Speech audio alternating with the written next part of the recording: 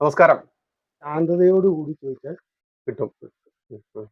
ആർത്തിയോട് ചോദിച്ചാൽ കല്യാണം കഴിഞ്ഞാല് എന്റെ കുട്ടീന്റെ കല്യാണം കഴിഞ്ഞാല് ഞാനൊരു താലി തരാം, ഉം. അല്ലെങ്കിൽ ഒരു വളക്കൊണ്ട് തരും ഉം. ചാർത്ത. ഉം. ഞാൻ എന്റെ പണിക്കാരനല്ലേ, എന്റെ വളക്ക് കൂടെ കിട്ടിയിട്ടില്ലെങ്കിൽ ഉം. അവർക്ക് തെളിയില്ലേ? ഉം. അവിടെ മൂപ്പർക്ക് ഇതാ പണി, ബ്രോക്കറെ പണിയാ, കൂലിപ്പണിക്കാരന്റെ പണിയാ. ഒന്നുമില്ല, മനസ്സിൽ പ്രാർത്ഥിച്ചാൽ മതി. ഒരു പൂവിന്റെ ഇലയും കൊണ്ട് നമ്മൾക്ക് പോയി ഭഗവാനെ ഇങ്ങനെ ഒരു സങ്കടം ഉണ്ട്, ഒന്ന് നിവർത്തിച്ചേരെങ്കിൽ പറഞ്ഞു നോക്കൂ, കടയിൽ നടക്കും. അതിന് ക്ഷമ വേണം. ഇപ്പൊ നടക്കണം, ഇതാണ് അതിന് നോക്കുന്നില്ല. മറ്റൊന്നാണ് ഇപ്പോ അമ്പലത്തില് ഈ നിലവിളക്ക് കൊളുത്തുന്നത്. കാരണം പണ്ട് കാലങ്ങളിലൊക്കെ എള്ളെണ്ണ ഉപയോഗിച്ചിട്ട് തന്നെയായിരുന്നു കൊത്തിയിരുന്നത്. ഇന്നിപ്പോ നമ്മള് ക്ഷേത്രത്തിലൊക്കെ ചെന്നാൽ കാണാം സ്വർണം നല്ലെണ്ണ, മറ്റേ നല്ലെണ്ണ, വെള്ളെണ്ണ, ഒരുപാട് എണ്ണകൾ കാണാം. ഒക്കെ ഇനി ചെറിയ തുച്ഛമായ വില ഉണ്ടാവുള്ളൂ. ഇതൊക്കെ ഹിന്ദുക്കള് ഭഗവാന് കൊടുത്തിരിക്കുകയാണ് കത്തിക്കാൻ വേണ്ടിട്ട്. അത് നമ്പൂരി കത്തിക്കുന്നുണ്ട് ഉള്ളില് സാധനം. ശരിക്കും എന്താണ് നിരോധിച്ചിട്ടുണ്ട്. ഇപ്പൊ എള്ളാട്ടിട്ട് ഇവിടെ എവിടെയുണ്ട്, കേരളയിലുണ്ട്, വല്ലപ്പുഴ ഉണ്ട്. 450 റുപ്യാണ് ലിറ്ററിന്, മറ്റൊരു 120 റുപ്യ കിട്ടും. അത് വൈറ്റ് ഓയില്, പിന്നെ അങ്ങാടിയിൽ വറുത്തവും പൊരിച്ചൊക്കെ അരിച്ചെടുത്തിട്ട് ആ എള്ളെണ്ണ കത്തിക്കണേ. എള്ളെണ്ണന്റെ പേരേ ഉണ്ടാവുള്ളൂ. ഇത് കത്തിച്ചാലുള്ള ദോഷവും അതല്ലെങ്കിൽ ഐശ്വര്യം ആ വെളിച്ചം കാണുക ചെയ്താൽ അവിടെ ആ വീട്ടിൽ ആദ്യം രോഗം വരും, കലഹം വരും, ദാരിദ്ര്യം വരും. കലഹം എന്ന് പറഞ്ഞു കഴിഞ്ഞാൽ അയ്യോന്റെ കാലന്റെ മകളാ അയ്യോ, അല്ല അയ്യോ ലാവു, ആവുമാണ് ആദ്യം വരും. ആവു വന്നു കഴിഞ്ഞാൽ ആവൂനും തന്നെ അയ്യോ വരും. അമ്മ മകളെയും കാണാനില്ല, ഭാര്യനെയും കാണാനില്ല, പിന്നെ മൂപ്പിന് വടിയും കുത്തിട്ടുണ്ട് വരും, മരണം. അപ്പൊ ഇതെത്രേ ഉണ്ടാവുള്ളൂ. ആവു, അയ്യോ, കാലൻ. തന്തയും തള്ളിയും മകളും. അതിലേറെ വേദം വിളിച്ചെണ്ണ തീരുന്നു. നമ്മള് വീട്ടിൽ ആട്ടി കൊടുക്കുന്നതോ അല്ലെങ്കിൽ ആട്ടണ മില്ലിൽ പോയിട്ട് വാങ്ങാനോ ആളി കത്തില്ലാന്നേ ഉള്ളൂ അല്ലെ. എന്നാലും ഇത്രയും ദുരിതം ഉണ്ടാവില്ലല്ലോ. വളക്ക് കത്തിക്കുന്നുണ്ട്, നമുക്ക് ഇതേ കിട്ടാൻ മാർഗമുള്ളൂ ഭഗവാൻ, അല്ലേ? അതിനാണ് നമ്മൾ അപരാധ പ്രാർത്ഥന ചെയ്യുന്നത്. ഞാൻ മനസ്സുകൊണ്ടോ വാക്കുകൊണ്ടോ കർമ്മം കൊണ്ടോ അറിഞ്ഞോ അറിയാതെയോ ചെയ്തു പോയ എല്ലാ തെറ്റുകുറ്റങ്ങളും പുറത്തു മാപ്പ് തന്ന് രക്ഷിക്കണം ഭഗവാന്. അതിന് സംസ്കൃത ശ്ലോകങ്ങളൊക്കെ ഉണ്ട്, എല്ലാവർക്കും ചൊല്ലിയാൽ മനസ്സിലാവില്ല, അത് ചൊല്ലൂല്ല. പിന്നെ ആ നാമം ചെല്ലുണ്ടാക്കി. ഇതേമാതിരി അതിരാവിലെ നേരത്തെ പറഞ്ഞു തോന്നുന്നുണ്ടല്ലോ, മഞ്ഞൾ തിരി മുക്കി ഉണക്കുക, വെളുത്ത ശീല മഞ്ഞളിൽ മുക്കി ഉണക്കി കിഴക്കോട്ട് 2 പടിഞ്ഞാട്ട് 4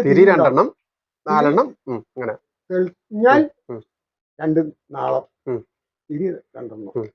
അതൊന്ന് ദേവലോകത്തേക്കും മറ്റേത് ഗ്രഹദേവതമാർക്കും. ആ മഞ്ഞൾ മുക്കി ഉണക്കി ദിശ പറഞ്ഞത് കിഴക്കും പടിഞ്ഞാറും ആയിരിക്കണം. അതെ, തിരുനാളം മഞ്ഞൾ മുക്കി ഉണക്കിയത്. എന്നിട്ട് ആ ഗണേശ പുരാണത്തിലെ ഋണമോചന സ്തോത്രവും മഹാലക്ഷ്മി അഷ്ടകോ അല്ലെങ്കിൽ ദേവി മഹാത്മ്യം 11-ാം അധ്യായമോ വായിച്ചു നോക്കൂ. നിങ്ങൾ സർവ്വകടവും മാറും. ആ വീട്ടിൽ മഹാലക്ഷ്മി വരും. കാരണം 3:30 മണിന്റെ 5:30 മണിന്റെ ഉള്ളിൽ ഇത് ചെയ്യണം. കുബേരനും ഗണേശനും മഹാലക്ഷ്മിയും കൂടിയും എല്ലാ വീടിന്റെ മുമ്പ് കൂടിയും പോകും. ആ നാമം ചെല്ലുമ്പോൾ ഭഗവതി കുബേരനോട് ചോദിക്കും, ആരാ നമ്മുടെ നാമം അവിടെ ചെല്ലണേ? ഒന്ന് നോക്കും. ഒരു ലക്ഷ്മി കടാക്ഷം കിട്ടാൻ വളരെ എളുപ്പ. പക്ഷേ ഹിന്ദുക്കളെ ചെയ്യില്ലല്ലോ. 3:30 മണിക്ക് നീക്കാൻ പറഞ്ഞാൽ കുടുംബകരായി, അല്ലേ? ഇതൊക്കെ തന്നെ ദാരിദ്ര്യം ഉണ്ടാവാൻ കാരണം. പണം വേണം, ആചാരമില്ല. ഇന്നിപ്പോ ഒരു 9 മണിയെങ്കിലും അല്ലെങ്കിൽ 7 മണിയെങ്കിലും ആവണം നീക്കാനേ. എന്നിട്ട് കുളിച്ച് അടുപ്പില് കത്തിച്ച് ഭക്ഷണം പാചകം ചെയ്യാനൊക്കെ കൊടുക്കാം, ഭർത്താവിനുള്ള ഉണ്ടാക്കാം, കുട്ടികൾക്ക് സ്കൂളിൽ പോകാനുള്ളത് ഉണ്ടാക്കാം. കുളിച്ച് ദീപം തെളിയിക്കണം അടുപ്പ്. കുളിക്കാതെ എന്ത് കർമ്മം ചെയ്തിട്ടും കാര്യമില്ല. കുളിക്കാൻ പറ്റില്ല, തല നനച്ച പനിയാണേ, ജലദോഷാണേ. തല നനയ്ക്കാതെ കുളിച്ചിട്ട് ഒരു കാര്യമില്ല. രാവിലെ തല നനച്ച് മുങ്ങി കുളിക്കാണ്ട് വെറുതെ മുക്കി പറഞ്ഞാലും മതി, 2-ൽ-1 മൂണ്ടല്ലോ. വൈകുന്നേരങ്ങൾ മേല് കഴുകിക്കോളും, വേണ്ട ഭസ്മം തൊട്ടോളൂ, നാമം ചൊല്ലിക്കോളൂ. ഭസ്മം എപ്പോഴും തൊടാം. പിന്നെ എന്തിനാ അങ്ങനെ ഒരു ചക്രം ഇടണത്? എന്നോട് പല ആൾക്കാരും, ഇവിടെ വരുന്ന ആൾക്കാര്, ഇതിൽ നമ്മൾ 337 രശ്മി ഇട്ടിട്ട് നിങ്ങൾ എവിടെ പോയി പഠിക്കണം? ഏത് മാസം നിങ്ങൾ എന്തൊക്കെ ചെയ്യണം, ഉം. ഏതേത് ക്ഷേത്രത്തിൽ ദർശനം ചെയ്യണം, ഉം. ഏതേത് സമയത്ത് ദർശനം ചെയ്യണം, ഉം. അത് സൂക്ഷ്മഗണിത. ഉം. ഉം. ഇതാണ് നമ്മൾ ചെയ്യുന്ന ശാസ്ത്രം. രാശി ചക്രം അല്ലെ? രാശിചക്രം ഇതാണ്. ഇതിനെന്താ ഇത് പറയാ?